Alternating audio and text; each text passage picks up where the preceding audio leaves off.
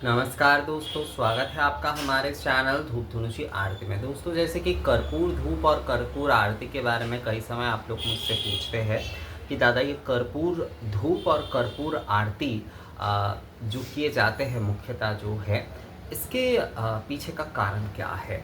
क्योंकि कई जगह पर देखा जाता है, कई मंदिरों में देखा जाता है कि कर्पूर आरती अलग से नहीं किए जा रहे हैं, पर दक्षिण भारत आदि में कर्पूर का बहुत ज़्यादा जो है प्रचलन देखा जाता है। खासकर जब आरती पूर्ण हो रहे हैं तब कर्पूर से आरती किए जाते हैं। तो पहली बात, कर्पूर जो है वो धूप ही है। हमारे शास्त्र आदि में कर्पूर का जो वर्णन किया गया है वो धूप रूप में ही किया गया है, सुगंधित धूप रूप में ही जो है कर्पूर का वर्णन किया गया है। और कई सारे सामग्री आदि, धूप सामग्री आदि के साथ जो है कर्पूर का उल्लेख भी हमें मिलता है। तो कर्पूर जो है वो धूप ही है, पर कर्पूर जो है वो यज्ञ धूप नहीं है। कर्पूर जो है वो यज्ञ धूप नहीं है। जैसे कि धुनुची धूप जो प्रज्वलन करने की जो प्रक्रिया है, धुनुची धूप प्रज्वलन करने की प्रक्रिया जो है वो यज्ञ है। यानी कि जिस प्रकार से हम जो है घी बाती आदि से जो है वो प्रज्वलन कर रहे हैं, उसमें सामग्री आदि प्रदान कर रहे हैं, तो ये जो है ये यज्ञ पद्धति है। पर कर्पूर जिस तरह से प्रज्वलन करके हम आरती करते हैं वो असल में जो है वो धूप जो है वो यज्ञ धूप नहीं है।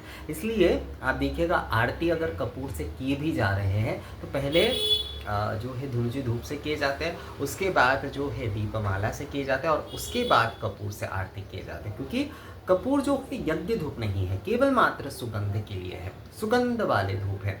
और कई समय जैसे कि संक्षिप्त में कुछ आरती किए जा रहे हैं तो उस समय भी केवल मात्र कपूर से आरती किए जाती है। क्योंकि कपूर में धूप की भी विशेषता है और साथ में कपूर ज्योति है, तो इसलिए जो है उसमें अग्नि भी, मतलब दीप भी एक तरह से देने का जो है एक विषय, मतलब ज्योति रूप में जो है वो भी आप निवेदन कर रहे हैं। तो उससे भी धूप दीप ये दोनों का ही एक मिलित रूप, इसलिए जो है कपूर को कई जगह पर कहा गया है। पर मुख्यतः कपूर जो है वो धूप ही है। कपूर जो है वो सुगंधित धूप है। कपूर सुगंधित धूप है। कपूर यज्ञ धूप नहीं है। कपूर जो है वो यज्ञ धूप नहीं है। कपूर जो है वो सुगंधित धूप है। तो अगर आरती में आप कपूर प्रयोग कर रहे हैं तो उसे दीपमाला के बाद ही किए जाते हैं। और दक्षिण आदि में जैसे कि आप देखिएगा कि जब आरती संपूर्ण हो रहा है तब जो है कपूर से आरती किए जाते हैं। तो जैसे कि धूप से आरती शुरू हुई, उसके बाद दीपमाला। दक्षिण में मुख्यतः जो है दीप आराधना आदि किए जाते हैं, धूप आराधना आदि किए जाते हैं। तो धूप से दीप से जो है वहाँ पर आरती जो है वो किए जा रहे हैं।